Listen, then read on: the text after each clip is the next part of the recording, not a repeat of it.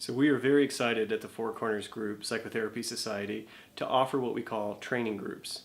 Training groups are an opportunity for us to develop ourselves as clinicians and psychotherapists. And the way we do that is by blending cognitive and experiential learning.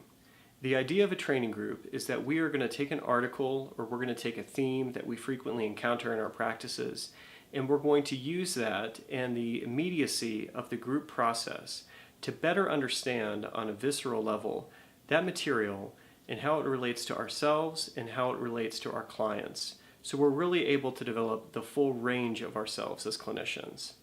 I think that they also offer really great opportunities to see the way different people lead groups.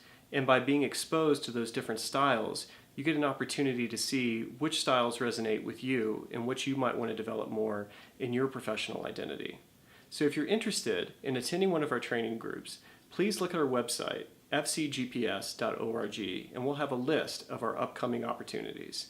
If you're interested in presenting a training group, you can email us at info@fcgps.org. We'll look forward to seeing you there soon.